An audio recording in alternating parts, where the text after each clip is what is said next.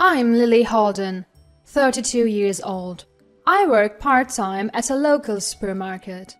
My husband Alec is 35 and he's a manager at a mid-sized company. We have a 6-year-old daughter named Elsie who's in preschool. We are a family of 3, me, my husband and our daughter. We bought a single-family home a bit away from downtown and have been living here for 4 years. Life is good with a kind husband, a cute daughter, and a home we've always dreamed of. Our neighbors are, well, average. Since it's a newly developed area, most families are similar to ours. Most families in this area are recent arrivals like us, except for the farmer family living behind us. They've been here for a long time and have a large house. The farmer family consists of a husband and a wife and their son. Their son is 28 and, I heard, works at a factory. Their home is old and has a separate annex for their son. Nikki, the wife in the farmer family, is kind of weird. She's known for entering other people's homes and taking things. But since her husband is the community leader, no one really confronts them. People are scared they'll get harassed if they cross the farmer family. In other words, they abuse their power to do whatever they want. Even the gardening shovel I kept in our backyard disappeared one day. I don't want to accuse anyone, but considering the neighborhood gossip, it makes you wonder.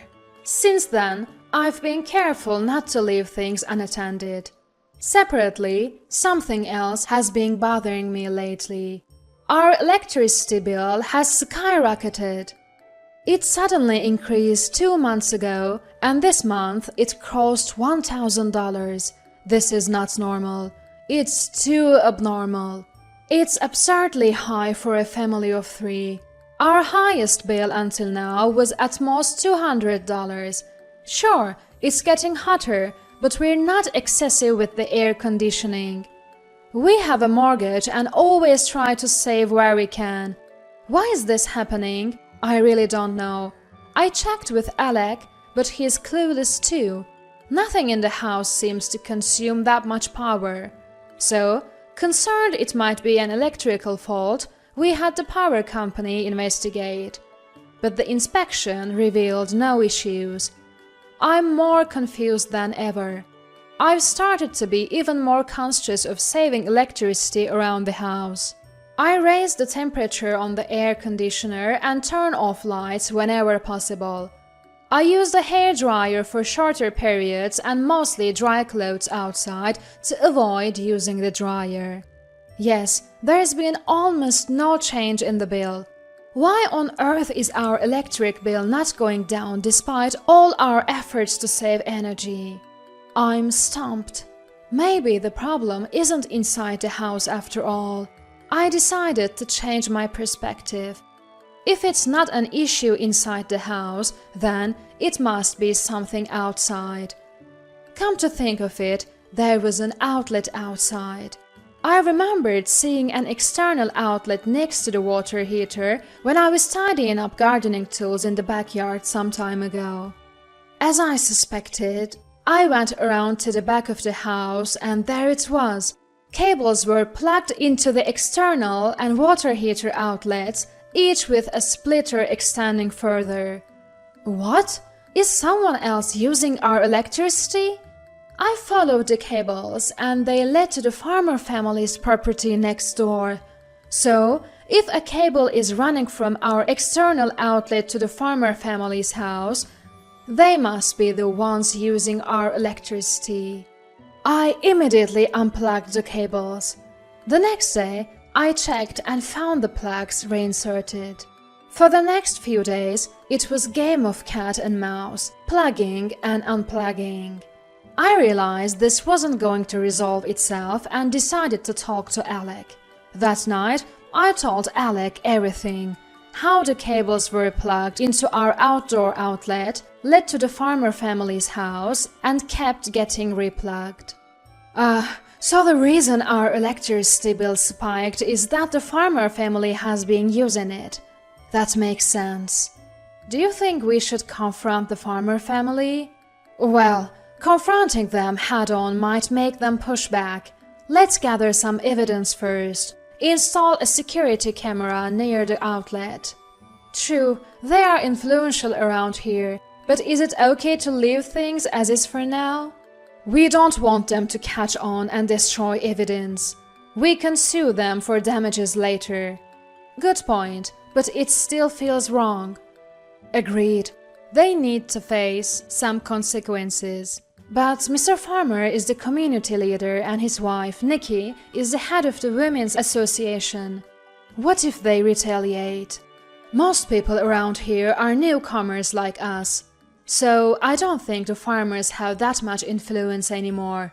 Yeah, I've noticed we mostly talk to people around our age who recently moved here. In that case, we should be able to counter any retaliation from the farmer family. Be cautious and make sure to record all conversations with them. We'll consult a lawyer tomorrow. Sounds like the plan. I agreed with Alex's suggestion, and we decided to consult a lawyer. The next day, Alec took a day off, and we both went to see the lawyer. We told the lawyer about the electricity theft. Technically, taking electricity from someone else's property is theft. You could also press charges for trespassing since they're invading your property. They could get arrested if you report this to the police. Good point, but we're neighbors and the other party is a local bigwig. I'm concerned that making a big fuss could lead to retaliation. But should we do to handle this as smoothly as possible? Yeah, it's a tough situation. Ideally, the neighbor would realize their mistake and apologize, but from what you've told me, that seems unlikely. So, does that mean we'll have to file a police report? That makes me a bit anxious, considering what might happen later. But this is a real crime causing real harm. If you insist on handling it amicably, maybe you should talk to them directly. Alright, I'll try that, thank you. After taking the lawyer's advice, I went to the farmer family's home alone the next day for a discussion. Nervous but determined, I headed to the farmer family home. Of course, I was recording the conversation. Hello, I'm Holden and I live in the house behind yours. Oh, you're Holden. What brings you here? Nikki was the one who came out. I noticed an electrical cord running from my house into your property. Are you aware that you're using my electricity? Nikki responded, We're not doing anything like that. But I've traced the cord back to an outbuilding on your property. Ah, that must be for my son Brian's aquarium. He keeps tropical fish and they do need a lot of electricity. Why are you using my electricity? Why not just use your own? I don't know. You'd have to ask Brian. You are his mother. Shouldn't you know what your son is up to? I really don't know. Brian is an adult. I'm not involved in his affairs. Then, please ask Brian. Brian isn't home right now. Please ask him when he gets back. What time is Mr. Bryant coming home? Brian's not here right now. He'll be home after 7 p.m. You can ask him then. Alright, I'll come back around that time. She was quite an unpleasant person. I thought she lacked a sense of responsibility even about her own son. So I returned to the farmer family's home when I thought Bryant would be back. Bryant was there, but he was a quiet, gloomy guy. As I was explaining the situation again, Bryant led me to his room in the outbuilding. Wow, beautiful! I couldn't help but exclaim as he led me into the room. One room in the annex was spectacular. The entire wall was lined with aquariums filled with dazzling tropical fish. It was like a small aquarium. Each tank had a circulating pump and heater, all connected by cords to an electrical outlet. Bryant looks smug as he speaks. Beautiful, isn't it? Did you enjoy it? It's nice, but that's not the issue right now. But you enjoyed looking at this, so we're good, right? Wait, what do you mean, we're good? Bryant says something incomprehensible. Look, I'm using electricity from your home, but you got to enjoy this display, so let's call it even for admission, okay? Excuse me? What are you talking about? It evens out. The electricity bill and the viewing fee cancel each other. No way, that doesn't make any sense. You get to enjoy these amazing tropical fish for free. I should be the one charging you. He says something outrageous. That apple doesn't fall far from the tree. I found myself oddly agreeing. I've been billed nearly $1,000 for electricity. We would never use this much. Where do you find such an expensive aquarium anyway? It's not a fair trade, and, by the way, stealing electricity is a criminal act. Bryant flashes an insincere grin. There's no issue, right? You got something worth the cost. Okay, we're done here. I get so frustrated by his nonsensical argument. Alright, I'm unplugging the cord now. Clean up and leave. And don't ever use someone else's electricity without permission. I won't let you do that. I've given you something worthwhile, and I can do it again. That's my line. There's no way I'm letting you use my electricity. I'm the one paying for it, you know. That's when Nikki steps in. Stop complaining. My husband is a neighborhood chairman. Keep this up and you won't be able to live here. As expected, she used her power to threaten me. I expected her to pull rank. That's totally unreasonable. Enough, you're making a fuss over a little electricity. A little? It's nearly $1,000 a month. Nikki snorts. That's not my problem. Can you leave? You're being a bother. Frustrated, I decide I can't win this one and reluctantly leave. This is hopeless. I go home and report to Alec, who had returned. What's wrong with that woman? Well, she's worse than we imagined. So, what do we do? Alec puts his hand on his chin, thinking. I have an idea. What? How about we take a vacation? What are you talking about? Are you crazy? At a time like this? Hoping he had some sort of plan, I couldn't help but shout at Alec's misplaced words. Alec grins mischievously. Don't you think you're getting a little too worked up, Lily? Let's take a break for a day. I think Elsie would love it too. What are you even thinking about? Come on, don't say that. I'll take care of booking the hotel. Also, could you empty out the fridge? I became more and more confused about what Alec was thinking. Wait, are we gonna be stuck eating frozen meals for a while? That's fine. What are you even thinking? I'm just planning the trip. Alec's answer only made my heart hurt. So, we decided to take a weekend trip at the end of the month. Before leaving, Alec switched off all the breakers, disabling all the electricity in the house except for the security cameras, which run on batteries. Alright, we're all set, let's go. Sure, whatever. I don't even know anymore. We got into the car, put Elsie in her car seat, and I took a seat in the back. At this point, I decided to just forget everything and enjoy the trip. Off we go. Okay. Elsie seemed excited about the long overdue trip, which lifted my spirits a bit. We did some sightseeing, had lunch, and finally arrived at the hotel in the evening. I don't get it, but once we're here, there's no point in worrying anymore. I decided to put aside the issues with the farmer family and enjoy our meal. I even had a little drink, tagging along with Alec. The three of us slept together on the king-size bed in our room. It did help relieve some of the recent stress. But I couldn't shake my concern. Did Alec just bring me on this trip to cheer me up? Is that all there is to it? As our fun trip came to an end and we neared home, my spirits started to sink again. When we arrived home and stepped out of the car, the air around the house seemed to smell like something had burned. The next day, a neighbor filled me in while I was handing out souvenirs.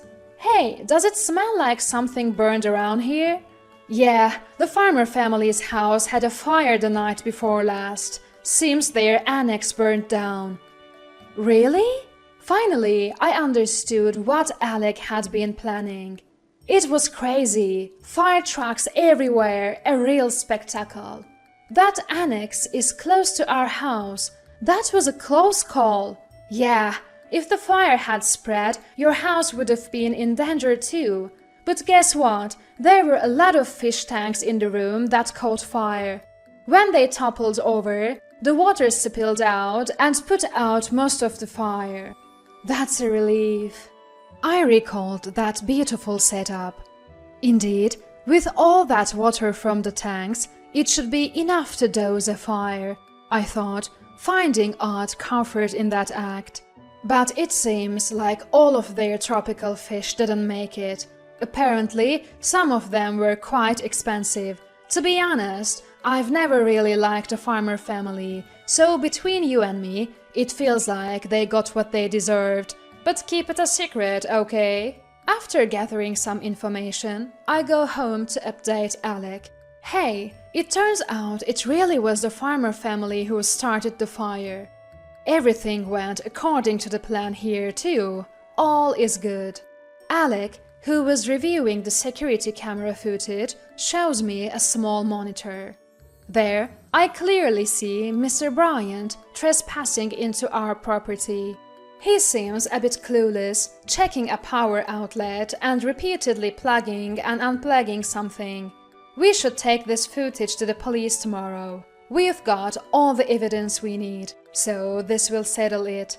Absolutely, I can finally breathe easy. I found myself smiling for the first time in a while. The next day, we go to the police and submit our evidence, including the camera footage and the recorded conversations. The police respond immediately, and Mr. Bryant is soon arrested. According to the police, it seems that when our power was cut, he tried to ensure power for his tropical fish tank from his own home. However, he caused a fire by not thinking and overloading an outlet. The fire was almost catastrophic, but was put out by the water from the collapsing fish tank. Later, firefighters extinguished the flames, but all the fish tanks were destroyed and the tropical fish perished. We hired a lawyer and successfully recovered the additional electricity costs and emotional distress caused by the threats from Mr. Bryant. This incident revealed the past wrongdoings of Mrs. Nikki, who had been hiding behind her husband's power. Both Mrs. Nikki and her husband were removed from their community positions. The news of the fire and Mr. Bryant's electricity theft spread, causing the farmer family to lose their standing in the community. Their house is big, so it's not something they can easily dispose of and move. It seems they have no choice but to continue living there quietly to escape from their bad reputation and public scrutiny. As for Mr. Bryant, he was released on probation. He has since quit his job and seems to have become a recluse. For me, all the disputes have been resolved and my electricity bill is back to normal. I'm spending my days looking forward to Elsie starting elementary school next year. Even my friend, who was also troubled by the farmer family, said, "Life has been easier since the farmer family calmed down. Oh, but keep it a secret, okay?" May this town continue to be a comfortable place to live.